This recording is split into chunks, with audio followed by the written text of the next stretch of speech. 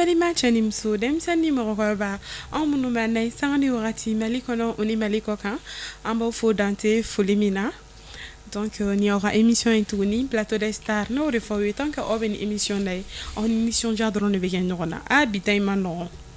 bi ta in yɛrɛ ne yɛrɛ tɛna kuma bi invité dɔ b'an bolo yan bi nin ko in kuma tɛ kɛ sa bon n bɛna indice dɔɔni d'aw ma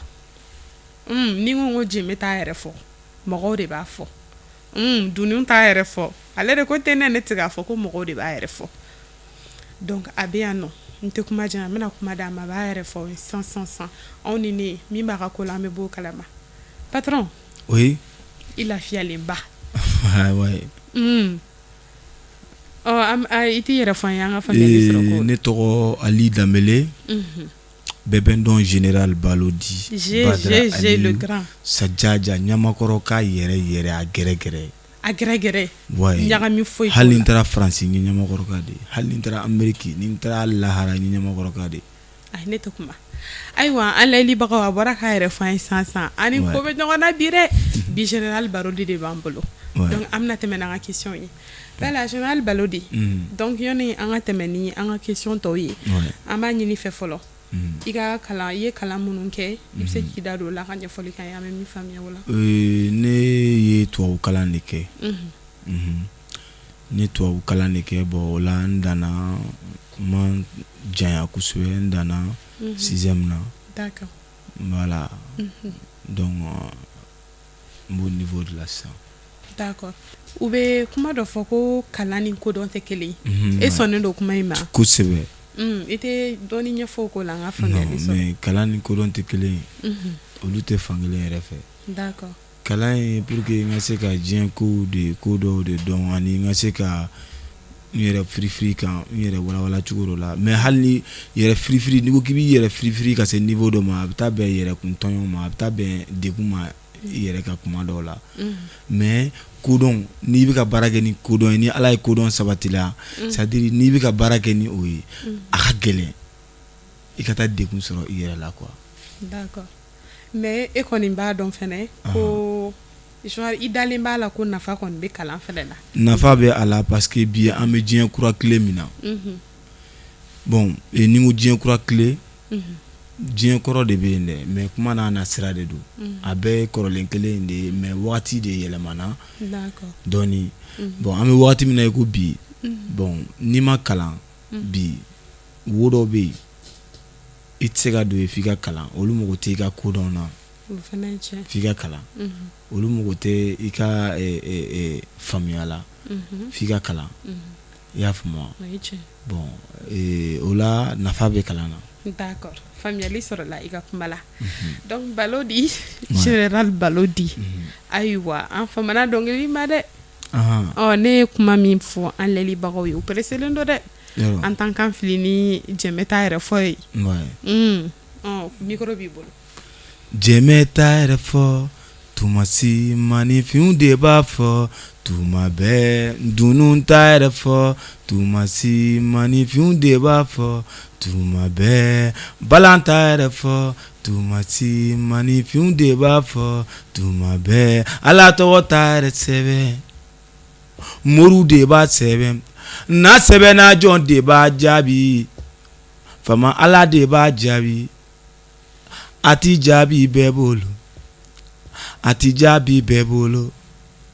a ti jaabi bɛɛ bolo maɲumanw Ala y'a jaabaw fɛ diɲɛ maɲumanw Ala y'a jaabaw fɛ diɲɛ maɲumanw Ala y'a jaabaw fɛ ni yɛrɛ bonya b'i la Ala ta jaabi bolo ni yɛrɛ baya b'i la masa Ala ta jaabi bolo diɲɛ maɲumanw aw ka foli filɛ ka di aw ma balan t'a yɛrɛ fɔ tuma si dunun t'a yɛrɛ fɔ tuma bɛɛ maninfinw de b'a fɔ tuma si voilà. Merci beaucoup Général Balodi. Général Balodi yɛlɛmali kɛ an ka sɔn na dɛ i y'a dacogo ni changer dɛ ouais ko i ma yɛrɛ jɔ to ma fi na ko diɲɛ bɛ yɛlɛma ten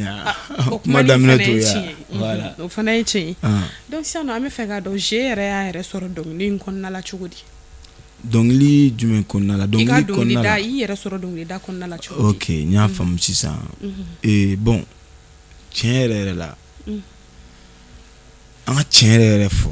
ne tɛ nin nacogo dɔn dɔnkili kɔnɔ awɔ i b'a dɔn pourquoi an tɛ nin nacogo dɔn parce que fɛn dɔw bɛ yen olu ka bon hakili ma dɔɔni n'i ko k'i b'a fɔ n'i m'a fɔ hakili ma bon hali ni hakili ma ko tɛ mais n'i y'a fɔ mɔgɔ kɛrɛfɛ n'a hakili ma se a niveau ma dɔrɔn a tɛ faamuya sɔrɔ voilà a tɛ faamuya sɔrɔ bon o ye bɛɛ n'i ka faamu niveau ye ne tɛ jigin mɔgɔ la o la quoi sinon tiɲɛ yɛrɛ la ne nana ni n ta in ye quoi awɔ i nana ni fɛn min ye ne tɛ n don kuma dɔn a la n'i ko k'i ye album bɔ wagati jumɛn ne bɛ se k'o expliquer i ɲɛna n'i ko k'i ye micro minɛ wagati jumɛn ne bɛ se k'o ɲɛf'i ɲɛna mais ka don a la tiɲɛ yɛrɛ la ne tɛ n don wagati kelen dɔn a la d'accord c'est à dire c'est naturel quoi dakurunya kelen quoi faamuyali sɔrɔla o ko la n'i ko mɔgɔ ma k'e ka mɔgɔya k'i y'a sɔrɔ cogo di est-ce que a bɛ se ka fɛn f'i ye o ma nɔgɔn mais a bɛ se ka kɛ fɛnɛ i b'a dɔn n'i ye dɔw ɲininka i y'i yɛrɛ sɔrɔ dɔnkili kɔnɔna la awɔ i ka question ka ɲi n ka dɔgɔ non i ka question ka ɲi a bɛ se ka kɛ ou bien balo di yɛrɛ ye dɔnkilidalabaw ka so ni depuis ka dɔgɔ n'i y'o y'a la dɔnkili diyara i ye bon i ka question in a t'i b'a fɔ k'a man ɲi a ka ɲi mais adamaden bɛɛ n'i ka jaabi cogoya de don kuma fɔcogow la awɔ i y'a faamu i ye question min poser ne kunna ne ka jaabi kɛra nin de ye n ta in fana tɛ nkalon ye quoi bon i bɛna a poser mɔgɔ a ɲɔgɔnna poser mɔgɔ mun fana kunna o fana n'a ka jaabi de don mais a si tɛ nkalon ye mais ne kɔni ta jaabi e t'a dɔn voilà parce que e ni dɔnkili de nana voilà ne ni dɔnkili de nana parce que n b'o f'i ɲɛna min na mɔgɔ tɛ diɲɛ kɔnɔ min ye n kalan a la kelen bon n b'o f'i ɲɛna min na fana parce que ne fitinin ne tun bɛ dɔnkili da c'est à dire i t'i miiri fɔlifɛn foyi la ko ne y'a di ne ma ne ma deli ka hali min fɔ c'est à dire ko ne tɛ fɛn dɔ fɔ a la dɔɔni quoi diɲɛ fɔlifɛn bɛɛ bon n tɛ se k'a fɔ diɲɛ fɔlifɛn bɛɛ mais n kɔni magara fɔlifɛn fɛn fɛn na hali ne ma deli ka maga o la tiɲɛna ne sera k'o kɔrɔ dɔɔni quoi n m'a fɔ n ko n b'a fɔ i b'a fɔ k'a fɔbaga ŋana o b'a fɔ cogo min na dɛ dɔɔni k'u bɛɛ la quoi n sera ka dɔɔni kɛ a la c'est à dire hali n'o y'a sɔrɔ n bɛ mélodie dɔ k'a la mélodie min bɛ yen ni a lamɛnbaga y'a lamɛn a b'a dɔn k'a fɔ ko ni c'est à dire ni nin ye nin continuer a bɛ se ka kɛ a bɛ se ka fɛn dɔ fɔ a la donc a b'o sentir a la quoi donc ala y'o kɛ ne ye bon o ye dɔ ye en même temps n fitininini n tun bɛ u b'a fɔ tobiyɛn de tu tɛgɛko palani na n bɛ tamani fɔ a la o y'a sɔrɔ yuba ninnu yɛrɛ kɔrɔmusow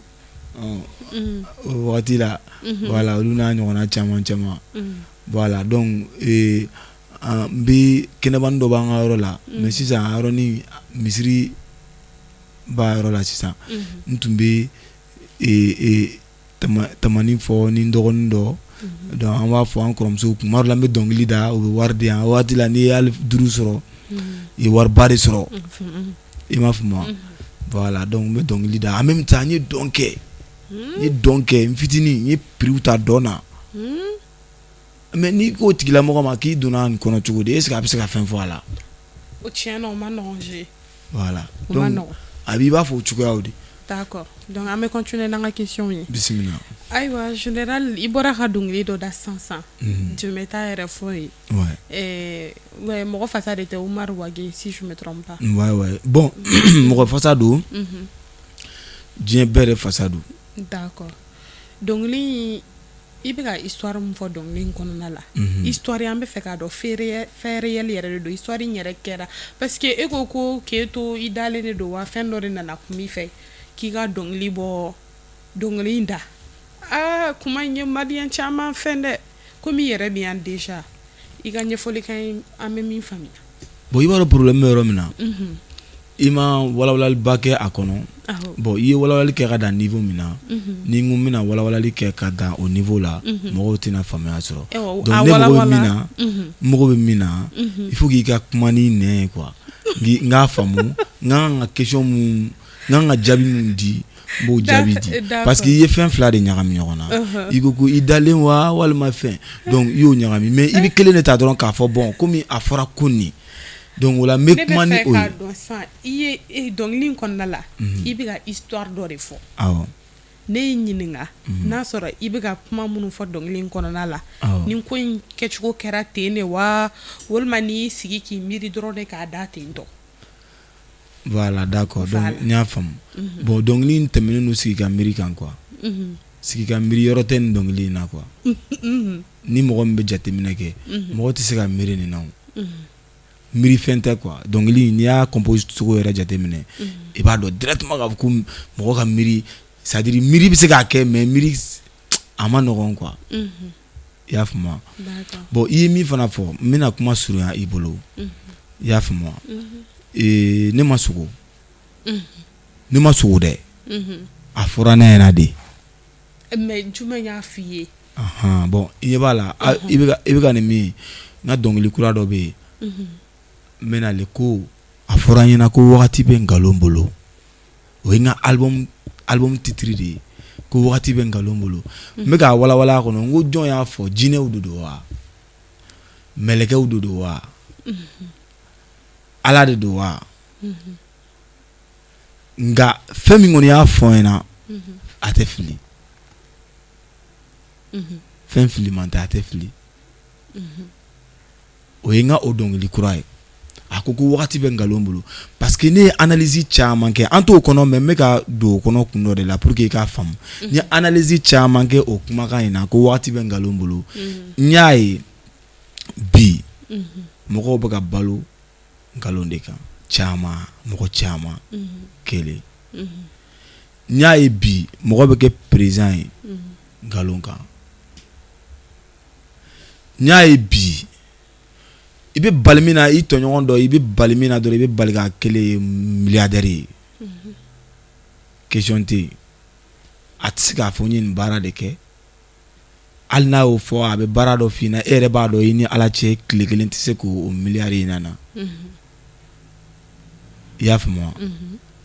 Bon. An ka segin an ka question dɔ in na. Dɔnkili in de kuma kɛra Général Balo de. Bon dɔnkili min kuma kɛra. I m'a ye ne bɛ ka. An ka kura in to yen an ka na kɔrɔlen ma. Parce que kɔrɔlen yɛrɛ de kuma diyara ne ye. Kɔrɔlen jɔnni de nana kuma in fɛ k'e ka dɔnkili da ne bɛ fɛ k'o de dɔn sisan ne yɛrɛ kelen tɛ dɛ. Kɔrɔlen jaabi yɛrɛ de bɛ nin kɔnɔ. Mali layɛlibagaw bɛɛ. Kɔrɔlen jaabi dɛ e tun bɛna sɔrɔ nin de kɔnɔ. Sisan nɔ e ko I ye fɛn jaabi min d'a ma I ko k'i ye sɔn kura dɔ bɔ. Sɔn in kɔnɔna la k'i ko mɔgɔw de y'a fɔ wa jinɛw de y'a fɔ wa Ala de y'a fɔ wa e yɛrɛ t'a dɔn. Ni ko ne yɛrɛ t'a dɔn donc mais ni walawalali de kɛ n ko mais n ko fɛn min kɔni y'a fɔ n ɲɛna fɛn fili man tɛ a tɛ fili. A tɛ fili. I y'a faamu. Donc bon ne tun taara e tun bɛna kɔrɔlen jaabi de sɔrɔ nin kɔnɔ. Mais j'ai kɛ I b'a dɔn psychologue genre e bɛ fɛ ka fɛn de kɛ yan nɔ n t'a dɔn na philo de kɛ yan nɔ philosophie. Non. Ayi. N tɛna philo kɛ d'accord donc ni I bɛ ka. Donc j'ai kana animatrice yɛrɛ kɛ fatɔ ye. Bon d'accord donc j'ai ka kuma fɔ kuma kɔnɔna la ne yɛrɛ parce que ne yɛrɛ kunkolo bɛ ka fɛn dɔɔni ne tɛ ka foyi de faamu j'ai walawalali kɛ. Bon sisan donc n bɛna walawalali kɛ I ka laɲini yɛrɛ ye min ye n bɛna d'i ma e dusukun na sisan I bɛ taa sɔrɔ tiɲɛ yɛrɛ yɛrɛ la n'i bɛ fɛ ka don ko la ko min bɛ yen ni a bɛ kɛ tɔɔrɔ ye I ma I dusukun bɛ kuma I fɛ I bɛ taa sɔrɔ a bɛ kuma dɔ la a bɛ na I dusukun na k'a f'i ɲɛna ko cɛ ni ye nin kɛ nin ma ɲi dɛ kuma dɔ la o dusukun kelen in na fɛn wɛrɛ min na a b'a f'i ɲɛna k'a kɛ ko foyi t'a la o tɛ tiɲɛ ye. I fari fan jugu ni fari fan ɲuman an ka jargon na an bɛ t'o de fɔ o tɛ tiɲɛ ye. Voilà bon o ye exemple fitinin dɔ ye. I y'a faamu. Bon e bɛ analyse kɛ I ka kɛta de la sisan e bɛ ka kɛta min kɛ o kɛta in juguman de don wa donc ni juguman don I b'a ye fɛn kolon de k'i ma k'i k'a kɛ o tɛ fɛn ɲuman ye ni ɲuman don I b'a ye n'a ko k'i kan'a kɛ o ye fɛn kolon ye mais e yɛrɛ ka analyse I hakili kɔnɔ sisan ni ɲuman don ni fɛn min ko k'i k'a kɛ o de ye fɛn ɲuman ye donc o bɛ bɛn Ala de ma ni n'a y'a a munumunu hakili kɔnɔ sisan o bɛ bɛn Ala de ma parce que Ala ka kuma dɔw la ani sitanɛ ka kuma dɔw la a ko sitanɛ I y'a fɔ a ɲɛna Ala komi I ye na fili mais ni fɛn mun k'i ye komi I kɔni ye na fili ka ban o saraw di yan a ko m'a sara di ma cogo di a ko bon ko i bɛ adamaden bɛɛ de an k'a bɛɛ la fili kelen kelen ala ko fo ni mun sɔnna ko fo ni min sɔnna donc i ma ne ka kuma in ne ye lamɛnli k'a la kuma in philosophie kan tɛ dɛ c'est à dire réalité dɔ b'a kɔnɔ et puis faamuya dɔ b'a kɔnɔ philosophie kan tɛ quoi i bɛna ye directement k'a fɔ ko c'est à dire adamaden n'i selen niveau dɔ ma fili qualité dɔ ma dɔrɔn i yɛrɛ ka jateminɛbaliya n'i ka c'est à dire i ka faamubaliya de b'i s'a ma. Bon, j'ai ka kuma latigɛ tɛ ni ko philo i b'a dɔn kuma dɔw la philo question ma nɔgɔn. c'est très bien i ka kuma ka ɲi. Philo question ne ma nɔgɔn. Awɔ. E ko ne ma k'i ye dɔnkili fɔlɔ min da ko réponse tun bɛ dɔ in kɔnɔ. A tun b'a kɔnɔ. Awɔ. Bon ne tun bɛ ka na n'o ye. Komi sujet dɔ tun bɛ ka ɲagami ne bolo. A tun tɛ ɲagami i bolo a tun tɛ ɲagami e ma ye ne y'a f'i ɲɛna kuma daminɛ la fɔlɔ n ko n bɛna ni dɔnkili min n bɛ ka album dɔ kɛ sisan. I y'a fɔ. donc n bɛna kuma o kan n ko mais n ko o ni o question i ka question in tɛ kelen ye dɛ n ko mais n bɛna kuma a kan n y'a walawala mais i b'a ye hakilima la sisan e ka kumakan in tun bɛ taa sɔrɔ a kɔnɔ. o réponse bɛ. a tun bɛ taa sɔrɔ a kɔnɔ. dɔ in de kɔnɔ. voilà album bɛ nalen. i y'a faamu a tun bɛ taa sɔrɔ a kɔnɔ mais n y'a faamu k'a fɔ ko o teliyara i ma donc an ka na ni min b'i nɔgɔya i ma an ka na ni o ye donc maintenant an bɛ yen de sisan donc i b'a ye sitanɛ ni ala ka bɛnkan kɛra nin de a ko bon fo ni min sɔnna bon n'i y'o misali jateminɛ k'a lajɛ ne tɛ kalanbaga ye e tɛ kalanbaga ye bon hali ne ye kalanbaga ye ne t'o dɔn ne kɔni tɛ kalanbaga ye mais an ka karamɔgɔ ani an ka kuranɛ kalannaw ko sitanɛ ye a den ta ka taa di an fa Adama ma n'o ye fa ni ne fa ye e ni ne bɔra min na ko a y'a den jeni k'a sisi ka taa a bila ji la donc k'a y'a bila ji la ko sitanɛ bɛ adamaden kelen kelen bɛɛ la Ɔhɔn, parce que fɛn fɛn ye ji min voilà k'a y'a bila ji la donc maintenant sisan i bɛ dumuni min kɛ ji b'a la donc pour que adamaden kana se ka taa kumayɔrɔ sɔrɔ i ni ala cɛ ala y'a da dusukun na de ala yɛrɛ de y'i dan an dusukun na n'a fɔra ala y'i dan an dusukun na a ka bon dusukun in ma mais a ye ala ka ko a ka masaya kɔnɔ ka dun dɔɔnin quoi donc a y'a ka masaya dɔ de bila dusukun in na donc pour que ka se ka anw na sɔmi ni o ye donc ni sitanɛ ko k'a bɛ manifester a ka masaya in bɛ kuma donc o kuma in bɛ min nɔfɛ ne ye wurudi kɛ ka wurudi kɛ kuma kɛra ne dusukun de la k'a fɔ ne ɲɛna ne dusukun na ko dɔnkili da Umaru Wakela kelen fila dɔ kɛra n jɔlen tora nafilajɔ la a kɛra i b'a ko eko de yɔrɔ o tɛ sogo ye bilen a kɛra i b'a ko eko de mais tellement que nisɔndiyara n'a ye ne dun bɛ k'a ɲini ala fɛ de ala tɔgɔ di yan tɔgɔ min bɛ ala ka baara kɛ ne bɛ k'o de ɲini ala fɛ tɔgɔ di yan tɔgɔ min bɛ yen ni ne tɛ fili a kɔnɔ tɔgɔ di yan tɔgɔ min bɛ yen ni a bɛ taa bɛn e ala yɛrɛ ka baara de ma donc a nana a jigin n dusukun na Umaru Wake de yira n na donc bon n ka faamu ye min sɔrɔ Umaru Wake est-ce que a fana tɛ k'o wurudi ɲɔgɔnna kɛ mais o ye ne kelen de ye ne de bɛ ka nin juger ten ni ala cɛ i y'a faamu donc parce que ale ye mori de ye ale tɛna se ka taa micro minɛ k'a yɛrɛ labɔ i y'a faamu bon ne ye datigi de ye ne de bɛ k'a ɲini n ka bɔ ni n da ye bon Umaru Wake bɛ k'a ɲini a ka bɔ a sigilen mais datigi dɔ de bɛna labɔ donc fɛn fila de bɛna ɲɔgɔn fɛ donc ala y'a sababu bɔ ne la donc ne ye dɔnkili da la a bɛnna ne ka tɔgɔ sɔrɔ ma a tilala ka bɛn Umaru Wake ka tɔgɔ sɔrɔ ma o de la ne sigilen filɛ aw ka plateau kan dɔnkili diɲɛ bɛɛ de y'a dɔn a kɛra kabako fɛn ye diɲɛ bɛɛ de bolo i y'a faamu o de la ne sigilen filɛ aw ka plateau kan donc ni min sera k'a ta baara ka ɲɛ o ta bɛ ji di ni min ma se k'a ta baara ka ɲɛ o ta bɛ nagasi. Voilà, sisan nɔ an bɛ fɛ k'a dɔn lien de parenté yɛrɛ de bɛ i ni Umaru Wake ɲɔgɔn cɛ walima i t'a dɔn foyi foyi. Bon ne b'a dɔn parce que Umaru Wake yɛrɛ ye fɛn caman kɛ ne ye fɛn caman k'a senkɔrɔ ne fitini bon an t'a fɔ k'olu fitini parce que maabaw de don mais a kɔni bɛ ne ɲɛ a bɛ ne ɲɛ a bɛ ne ɲɛ kosɛbɛ yɛrɛ si la kosɛbɛ i y'a faamu mais an t'a bɛɛ fɔ a kɔni an ye vie caman kɛ ɲɔgɔn senkɔrɔ voilà d'accord faamuyali sɔrɔla o ko la kuma ɲɛna sisan nɔ an bɛ se ka tɛmɛ an bɛ na ni question wɛrɛ ye sisan nɔ an bɛ fɛ k'a dɔn ni je b'a ka dɔnkili ninnu bɛna i la cogo di i ka source d'inspiration o fana ye mun ye bon i b'a fɔ an bɔra ka dɔ walawala sisan dɔnkili dɔw bɛ na aw nacogoyaw la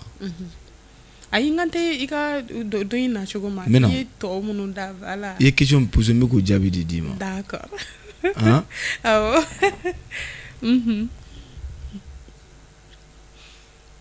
an bɔra ka min fɔ dɔnkili dɔw bɛ na o nacogoya la nka o man ca kuma dɔw la d'accord mais ne filɛ tiɲɛ yɛrɛ la ɲɛgɛn kɔnɔ ne ka dɔnkili caman bɛ na ye yɔrɔ jumɛn ɲɛgɛn kɔnɔ ɲɛgɛn kelen kelen ɲɛgɛn kelen kelen d'accord yɔrɔ o ye kabako ye dɛ kabako da bon a kuma kun fɔli man di ye mais i bɛ obligé k'a fɔ i y'a faamu ne ka dɔnkili caman bɛ na ye bon n kɔni t'a dɔn fɛn min kɔni don mais ni ne donna ɲɛgɛn kɔnɔ dɔrɔn ne bɛ espérer d'accord faamuyali sɔrɔla o ko la bon a fɔ kun tɛ k'a fɔ ko n bɛ enregistrement kɛ ɲɛgɛn kɔnɔ non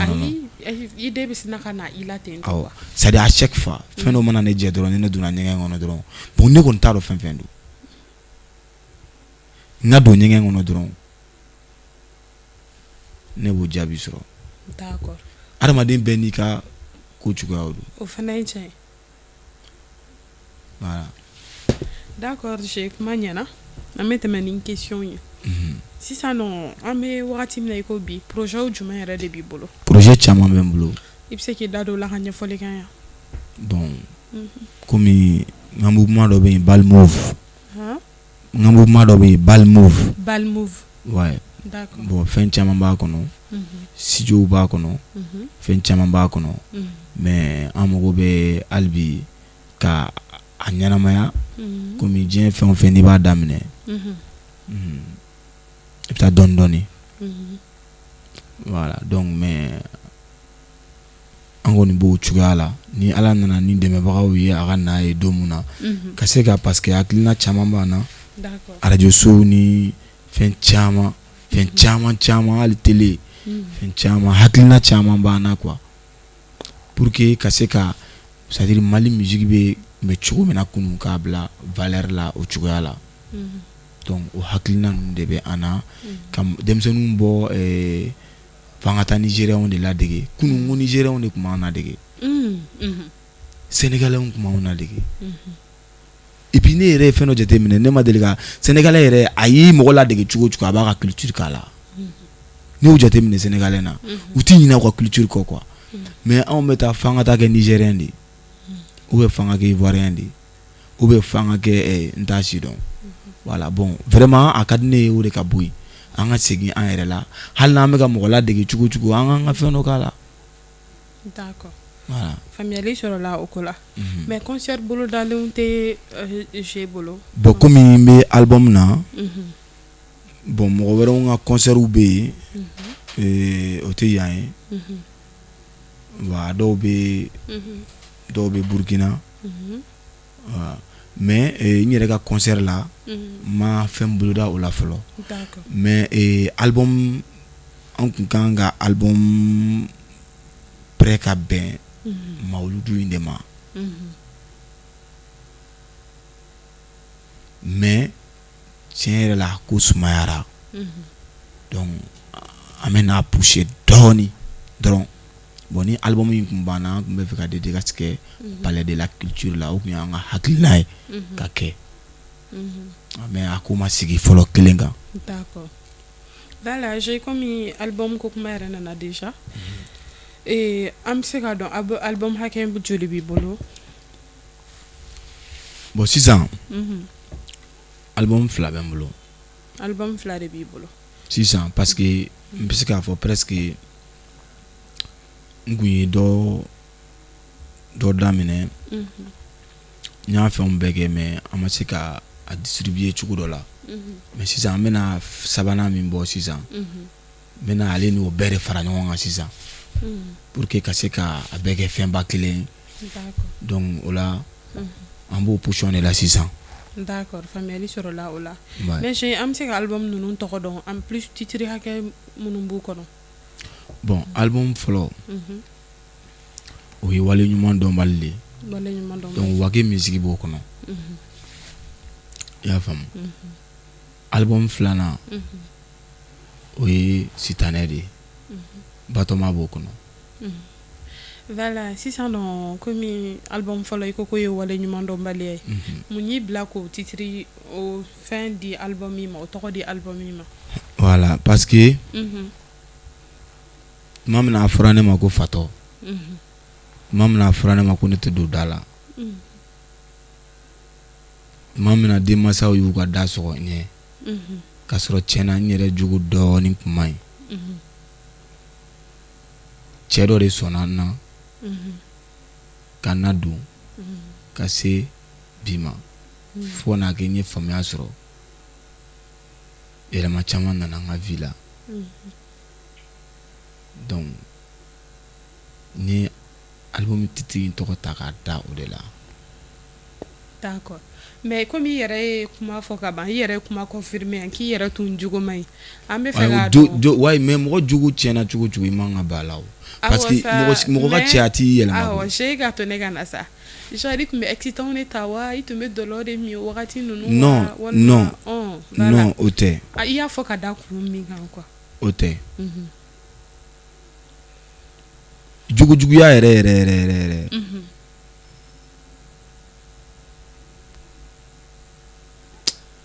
olu tɛ gulɔ min kɔnɔ dɔɔni ne bolo quoi ne bolo. D'accord, munna? Parce que mɔgɔ bɛ se ka kɛ gulɔminna ye mais silamɛya de b'a kɔn silamɛya de b'a haramu mais mɔgɔ bɛ se ka kɛ gulɔminna ye ka kɛ nafolotigi ye ka k'i fa n'i ba sago ye. Mɔgɔ bɛ se ka kɛ dɔrɔgutanna ye sonyɛminna n tɛ furakisɛ ma dɛ mais n m'a fɔ n k'a ka ɲi dɛ. Awɔ i bɛ ka kuma de ɲɛfɔ. Donc ne t'olu kɛ jugujuguya ye mais kafaleya n'o sera bunadamaden ma niveau dɔ ma i tɛ fa dɔn i tɛ ba dɔn i fa filanw i b'u dɔgɔya i ba filan i b'u dɔgɔya est-ce que o tigilamɔgɔ ma fisa ni gulɔminna ma fisa n'o tigilamɔgɔ ya. O ka fisa ni o ye. Donc ne bɛ jugujuguya kɛ o ye. Donc i tun bɛ fɛ k'a fɔ k'a wagati yɛrɛbaya tun b'i la quoi. O la ne k'a fɔ ko ne bɛ gulɔ de min walima ne bɛ fɛn non olu ye denmisɛnninya kɔnɔna kow de ye. I y'a faamu wa mais en tout cas tiɲɛna ne tun tɛ n kun bɔ ko de kɔrɔ. I y'a faamu wa. D'accord, faamuyali sɔrɔla a ko la. J'ai continué, on va continuer. Voilà. Ah ok. Donc ne tun tɛ n kun bɔ ko kɔrɔ. Tiɲɛ yɛrɛ la n kun ka kalan ne ni mɔgɔ sumaman kun tɛ se ka jɛ quoi. D'accord. Sisan album in kɔnɔna la i ko titre joli b'a kɔnɔ déjà. Album fɔlɔ in. Album fɔlɔ. Bon an y'o kɛ titre 9 de ye. 9 titres. Filanan in tɔgɔ déjà o bɔra ne kɔnɔ. Filanan tɔgɔ ye Sitanɛ. Sitanɛ. Munna sisan nɔ filanan pourquoi Sitanɛ i y'o tɔgɔ di o fana ma munna? An bɛna segin an ka question kɔrɔlen kan. Ayi ka fɔ dɔrɔn kuma la surunya la dɔrɔn vite fait ni n'an ka tɛmɛ. Bon a bɛ fɛ ko an tɛ se olu la parce que anw ye parce que tɔgɔtigi filɛ ou bien mɔgɔ ɲɛ bɛ mɔgɔ min na n'i ko k'i bɛ kuma d'a ma nɔgɔya la k'a k'a di nɔgɔya la cogo dɔ la n'a ma se k'a di nɔgɔya la a bɛ taa tɔgɔ tiɲɛ de sɔrɔ a la quoi. O fana ye tiɲɛ. N t'a dɔn n'a bɛ k'a faamu quoi. Donc il faut que a ka se k'a walawala de a ka faamu quoi. D'accord. Bon d'accord donc i ka o kuma in n'i y'a ye n ko i ma an bɔra o question kɔnɔ bon o ye Sitanɛ ka yɔrɔ dɔ de ye i y'a faamu a b'anw nɛgɛn anw tagamacogo la an kumakɛcogo la an kɛcogoyaw la i y'a faamuya. N y'a faamuya. Voilà bon ne ye min fɔ n ka musique n ka fɔlɔ la n wale ɲuman dɔn Mali ani n ko n tun bɛ fierté tun bɛ n na bon i tagamacogoya la a tun bɛ dɔ i la han i kɛcogoya la a tun bɛ dɔ i la i y'a faamuya ani i ka kow cogoya la mais ni e nana fanga sɔrɔ i y'a dɔn k'a fɔ k'o bɛɛ ye nkalon ye ko sitanɛ ka baara de ye o ye a kan ka i ka mɔgɔw b'o kalama. Fana ye tiɲɛ donc ni yɛrɛ kelen i b'a fɔ ko genre fɛn yɛrɛ ɲuman pardon ɲininkali dɔ bɛ n fɛ ka Baledi yɛrɛ bɛ genre jumɛn de kɛ i bɛ zikiri de kɛ wa walima i bɛ kɛ rap jumɛn de kɛ fɔlɔ i bɛ zikiri de kɛ wa walima i bɛ ka rap de kɛ. mais i ka nin question ninnu b'i ka sɛbɛnni kɔnɔ kɔni i ka cahier kɔnɔ kɔni. awɔ question ninnu bɛ yen genre dɔ yɛrɛ bɛ fɛ ka Baledi ka dɔnkili genre de dɔn quoi i bɛ style min kɛ. voilà i b'a dɔn i ka question in madala ni ninnu b'i ka cahier kɔnɔ i ye min yira n na o tɛ mais n bɛna jaabi d'i ma quoi. n bɛna jaabi d'i ma parce que n'i ko ko général la général G a kɔrɔ bɛ wa petit G tɛ dɛ G belebeleba de don. voilà faamuyali sɔrɔ général n'i ko k'i b'a kɔrɔ fɔ bamanankan na a kɔrɔ ye jumɛn ye. bon bamanankan ma nɔgɔn ne ma vu que bon je suis soraille donc an m'an débrouiller dɔɔni k'a kɔrɔ fɔ ne. d'accord général donc oui c'est-à-dire c'est comme an k'a kɛ dakurunya kelen a bɛɛ. bakuruba ou bien bakuruba i y'a faamuya. awɔ donc général yɛrɛ tɔgɔ daminɛ ye G fɔlɔ. cela veut dire que e ma ne kanu wa e ne kanu ni sira jumɛn. i bɛ ko caman kɛ. i bɛ fɛ bon e yɛrɛ hakili la san ne bon i hakili la ne bɛ genre sugu jumɛn ye. an ka tɛmɛ ne de bɛ question poser Balo de ka ne ka question jaabi. ne fana n'a fɔ tɛna question poser. ayi ne ma question poser ne ko ne ye e ɲininka komi e ye ne kanu k'i wele ka na k'an wele ka na i ka plateau kan ni kanu tɛ i t'a kɛ o. n y'a kɛ n ka an layɛlibagaw kosɔn olu ka nisɔndiya kama. ne bɛna o jaabi yɛrɛ de di lamɛnbagaw ma ne ko n ko e ma ne kanu wa bon n bɛ fɛ k'a dɔn sisan e yɛrɛ hakili la ne bɛ sira jumɛn kan. bon Baledi ça je sais pas ça dépend mais comme e bɛ yan ka ban e de ka son don e de b'a dɔn i bɛ style min kɛ e de b'a dɔn i bɛ genre min kɛ e ka ɲɛfɔli kan anw ye dɔrɔn an bɛ min faamuya. i ma n ka kuma faamu. ne ye ka kuma faamuya Baledi e bɛ ka question de poser ne ma question poser i kunna ne fɛ ka min fɔ e ma ne wele ka na i ka plateau kan kanuya de tɛ yan. cela veut dire que fɛn dɔ b'i hakili la i yɛrɛ hakili la ne ye min ye parce que ne bolo ne ye kuma daminɛ di n ko général G bon n nana ni o ye kuma kɔnɔ kun dɔ de la n y'a yira k'a fɔ n ko c'est à dire n y'a di ma dakuruya kelen. bon Baledi question in nana pourquoi parce que an bɛ ɲɔgɔn ye kɛnɛmana la u bɛ ɲɔgɔn bousculer dɔw b'a fɔ général Baledi bɛ zikiri de kɛ dɔw b'a fɔ k'a bɛ rap de kɛ komi e yɛrɛ bɛ yan déjà an ye question in poser kun pour que an bɛ se ka faamuya. voilà donc e kun dɛsɛlen don ka nin jaabi in dɔrɔn de di d'accord donc o la sisan mɔgɔ min b'a fɔ ko général bɛ zikiri da n'a ye n kanu ni o ye a kan kɛ zikiri da n'a ye baasi t'a la n b'o kɔnɔ mɔgɔ min b'a fɔ ko général bɛ arabu de kɛ n'a ye ne kanu ni o de ye a kan'o bɔ yen dɛ ni arapɛri ye mɔgɔ min b'a fɔ ko général ye reggaeman de a kan'o bɔ yen fiyewu a kan kanu ni o ye n y'o ye a bolo quoi. est-ce que bɛ k'a faamuya. n y'a faamuya mais dakuruya kelen ne yɛrɛ ka kanufɛn ne yɛrɛ ka kanufɛn ni min kanu o ye reggae de ye mais o ye i b'a fɔ ko jɔsen mais ne mago b'a la ka Ala ka baara de kɛ dɔnkili kɔnɔ ne bɛ Ala ka baara kɛ dɔnkili kɔnɔ cogo o cogo la ne b'o kɛ o cogoya la fo Ala ka baara ka kɛ ni kusugun dɔ don n'a bɛ ka kɛ Ala ka baara ye ne bɛ kusugun de fɛ a fɔ ko n ye kusugunmani ye ni balani de don ni ɲɛ b'a la i bɛ ka Ala kanu santé a kɔnɔ a fɔ ko n ye balanimani ye. balanimani awɔ ayiwa an layɛlibagaw mɔgɔ kuraw créer yan nɔ i y'a faamuya mɔgɔ kuraw bɛ ka créer ko balanimani ni kɔni ɲɛ b'a la e ka kanuya bɛ se ka sɔrɔ ne fɛ sira o sira kan min tɛ kota ye min tɛna kɛ sababu ye min bɛna ni tiɲɛni ye fiyewu fo a bɛɛ ye mɔgɔya kow de ye a bɛɛ bɛna ni dilanni de ye ne kanu ni o ye quoi wa n b'a accepter i bolo fana. D'accord. Faamuyali sɔrɔla o ko la. Donc i ka kuma b'a yira k'e yɛrɛ ye reggae man de en fait. O ye ne ka kanuya de ye. O ye ka kanuya yɛrɛ de. Nka o tɛ e ka kanuya yɛrɛ de. E yɛrɛ b'o style e yɛrɛ en a mis en conscience o de don. A bi genre i bɛ k'o de kɛ quoi. Mais i kanubagaw mana i minɛ ni style fɛn fɛn ye tant que i yɛrɛ ɲuman Ala ko ta tɛ k'i kanu ni o ye ten. A banna. Kuma ɲɛna an bɛ tɛmɛ ni question ye. Ouais. Sinon j'ai aw ka musique kɔnɔna milieu ma nɔgɔ. O tiɲɛ. Depuis e yɛrɛ donna dɔnkilida in na fo k'an se bi ma i ye gɛlɛya minnu sɔrɔ i bɛ se k'i da don la ka dɔw ɲɛfɔ an ye.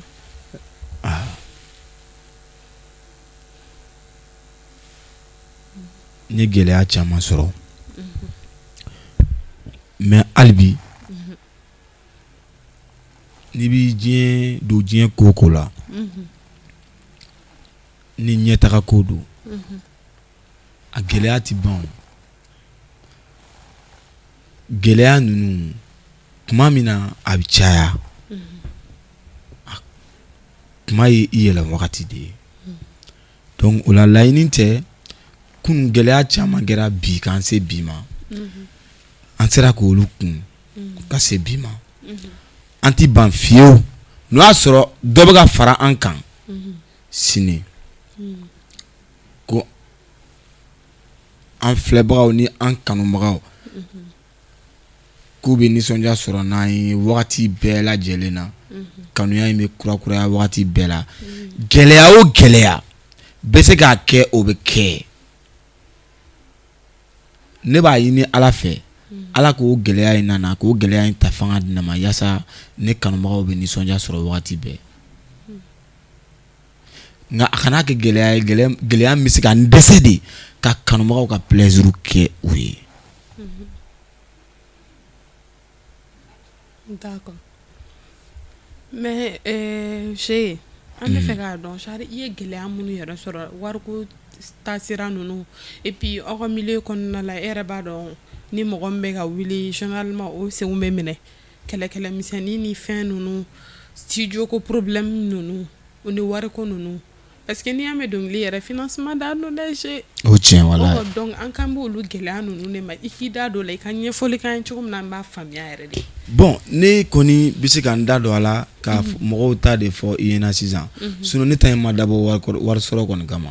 J'ai tɛ dɔnkili da wari kama. Ayi. A ka di i ye i b'a kɛ. A ka di ne ye bi de ne ye wari sɔrɔ a kɔnɔ bi de ne ye wari don a kɔnɔ n bɛ ka sɛbɛn f'i ɲɛna dɛ walahi n tɛ yɛlɛ ko kuma la n bɛ ka sɛbɛn yɛrɛ de f'i ɲɛna bi de ne ye wari ja sɔrɔ a kɔnɔ sinon ne tun t'a dɔn ko mɔgɔ bɛ se ka wari yɛrɛ sɔrɔ dɔnkili da la koyi ne tun t'o dɔn walahi mais bi de ne ye wari ja sɔrɔ a kɔnɔ i y'a faamu wa donc a t'i b'a fɔ ko ne tɛ taa wari la mɔgɔ ka kɛnɛ kan dɛ n ka kuma tɛ o nɔfɛ dɛ mais i don kuma n'i a la i tun t'a dɔn yɛrɛ ko wari bɛ sɔrɔ voilà ne tun t'a dɔn ne tun tɛ wariko ninnu kalama a la i m'a faamu ne kɔni tun bɛ wari de ɲini ka taa don dɔnkili la mais k'a fɔ ko tiɲɛ yɛrɛ la ki ne yɛrɛ bɛna ko ne bɛna kɛ tan fo ne bɛ mobili sɔrɔ fo 1 2 fo ka 12 sɔrɔ tiɲɛ yɛrɛ la an ka tiɲɛ fɔ. D'accord Sange kana o kuma ninnu fɔ question de bɛna ni question ye sisan nɔ komi an y'an da don gɛlɛyaw la i yɛrɛ bɛ ka minnu fɔ sisan nɔ o ye dɔnkiliw ye opportunité minnu dayɛlɛ i ye da minnu dayɛlɛ sisan nɔ dɔnkili ye hɛrɛ fɛn fɛn yɛrɛ lase je yɛrɛ ma a k'a da don la ka ɲɛfɔli k'an ye olu kow fɛnɛ kan. Bon ka dan ne nana n sigi aw ka plateau kan ka dan jama caman de bɛ yen bayirika caman miliyɔn caman bɛ ne lamɛn bon ka d'aw ma hɛn dɔnkili ye hɛrɛ caman kɛ ne ye awɔ parce que mɔgɔ dɔw bɛ ka hali mɔgɔ 10 ɲini o k'u lamɛn o tɛ ka se k'u sɔrɔ bon ka d'aw ma aw ka plateau in aw kana jɔ aw yɛrɛ la aw ka plateau in tɛ plateau fitinin ye diɲɛ bɛɛ de bɛ ne ye sisan wa i bɛ taa sɔrɔ mɔgɔ bɛ ne ye ni min bɛ n'a ye ne tɔgɔ mɛn c'est à dire a bɛ na ne yɛrɛ ye aw ka plateau in kan donc o la ka da o ma a ye fɛn caman ɲɛ ne yɛrɛ parce que mɔgɔ dɔ bɛ se k'i ye sisan dɔrɔn ni émission in na dɔrɔn a b'i kanu dɔrɔn ka geste ba dɔ k'i ye. fana ye tiɲɛ ye o ye tiɲɛ ye kuma ɲɛna. voilà Lala j'aime bɛ fɛ k'a dɔn à part la musique i bɛ baara wɛrɛ kɛ min ni o fana tɛ kelen ye genre n'i bɛ baara wɛrɛ kɛ min ni dɔnkili fana tɛ kelen ye. bon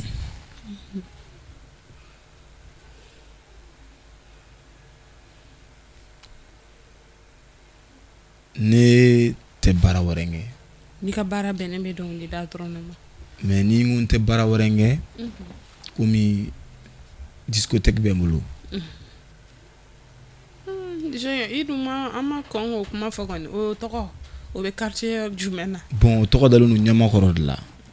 o bɛ quartier jumɛn na. o bɛ ɲamakɔrɔ kelen in fana kɔnɔ. munna n'a bɛ kɛ ɲamakɔrɔ o ma ɲi dɛ quartier wɛrɛw a bɛɛ de bɛ kɛ ɲamakɔrɔ ye wala hali Makan an bɛna ni Makan ye ɲamakɔrɔ. ayi o tɛ se ka kɛ o tuma ɲamakɔrɔ kelen dɔrɔn de quartier wa an ka dɔw tɔgɔ kɛ Falajɛ an ka dɔw tɔgɔ kɛ Kalaban ni garanti bi. e ma ko Falajɛ ɲamakɔrɔ wa Falajɛ yɛrɛ ye ɲamakɔrɔ de ye. Falajɛ yɛrɛ ye ɲamakɔrɔ.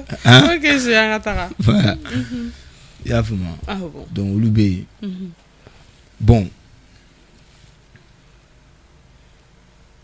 tiɲɛna ala ye fɛn dɔ kɛ n ye bon a ma ni ye k'olu expliquer plateau kan olu man di ne ye. d'accord. mɔgɔ caman bɛ ne wele a dɔw bɛ yen n bɛ kaliwa don dɔw ye a dɔw bɛ jaabi sɔrɔ a la o bɛ se ka na nisɔndiya parce que bon olu fɔli man di ne ye mais a bɛɛ komi i ye question poser mun na a bɛɛ ye baara de ye. awɔ a bɛɛ ye baara. bon dɔw bɛ yen i bɛ wurudi kɛ dɔw ye.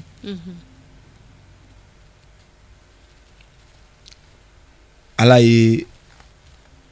o nɔgɔya n ye k'a sɔrɔ n ma kalan bon kuma dɔw la fɛn dɔw bɛ na naturellement fɛn dɔw bɛ na kuma dɔw la n b'a fɔ a kɛ tan dɔrɔn i b'a kɛ ten dɔrɔn a bɛ kɛ ten. bon a ti b'a fɔ ko n ye mɛlɛkɛ de ye a ti b'a fɔ ko n ye dɔnnibaga de ye non c'est à dire kuma dɔw la ala b'a yɛrɛ sago de la. o ye tiɲɛ ye. i y'a faamu mais i bɛ taa sɔrɔ don dɔw la i bɛ fɛn dɔw texte a tɛ se ka kɛ ten. bon olu bɛ na bon n bɛ mɔgɔ kelen kelen minnu fana ka kɛ ten n'u bɛ jaabiw sɔrɔ olu bɛ koba dɔw kɛ n ye kuma dɔw la. i y'a faamu bon sauf ça Balodi tɛ baara wɛrɛ na ni dɔnkili tɛ. d'accord faamuyali sɔrɔla o ko la sinon an bɛ fɛ k'a dɔn n'a sɔrɔ i furulen de don walima ni furulen tɛ. n furulen don den bɛ n bolo. d'accord o fana faamuyara jumɛn ka di Balodi ye ni diɲɛlatigɛ fɛn bɛɛ ye. o ye ala de ye. ala de ka di ye ni diɲɛ fɛn bɛɛ. ani kira. o fana faamuyara Balodi sisan nɔ Balodi komi émission bɛna se an kuncɛmayɔrɔ ma kumakan laban min b'i bolo k'a ɲɛsin i ka fanu o ni kanubagaw genre i kanubagaw ni fanu c'est la même chose la famille donc i ka kumakan laban an k'o kuncɛ ni i ka son duman dɔ fana i k'i kan fili n'o ye. an ka taga. n ka kumakan laban min bɛ n bolo k'a di n kanubagaw ma vraiment u ni ce u ka kanu na Balodi tɛ kɛ foyi ye ni kanubagaw tɛ n'i y'a mɛn Balodi o de la kunnasini denmisɛnninw mɔgɔ dɔw an bɛ ka tɛmɛ dɔrɔn dɔw ko Balodi ne y'a mɛn n tulo fura la dɔrɔn a ko i ti jɔ an ka photo ta ne sina ka girin ka n jɔ ten dɔw ko mais ko pourquoi ko ne b'o kɛ n nin ka fɛn de bɛ ne la nin ta de bɛ ne bolo est ce que ne y'a mɛn ni min kɛ n tulo la ni n tun m'a mɛn n tun bɛ se ka tɛmɛ ten ka ban mais ne y'a mɛn ni min kɛ n tulo la k'i jɔ n'i ma n jɔ ala b'a fɔ ko n jamana ni fɛn min tɛ n ta ye. bon o fɛn in dun tɛ ne ta tiɲɛ yɛrɛ yɛrɛ la min ko Balodi dɛ ale de ta don. donc o la foli premier ye olu de ta ye olu min ka fɛn bɛ ne bolo n kanubaga mun ta bɛ ne bolo olu de foli ye olu de ta ye. o kɔfɛ ka n masaw fo kosɛbɛ n fa bɛ balo la n ba bɛ balo la olu yɛrɛ de bɛ bɛn Balodi ma ani an karamɔgɔw ani aw yɛrɛ min ni aw y'an wele aw ka plateau sanuman in sanfɛ. d'accord voilà an yɛrɛ fana b'i fo kosɛbɛ. si bale don an ko bɛɛ kun cɛ ni sɔn dumuni dɔ ye sisan i k'i kan fili micro b'i bolo micro y'i ta ye ok a bɛ se ka kɛ min na dɔnkili ni min da o ye a bɛ se ka kɛ dɔnkili ni man di aw tulo la a bɛ se ka kɛ min na dɔnkili ni min da o ye a bɛ se ka kɛ dɔnkili ni man di aw tulo la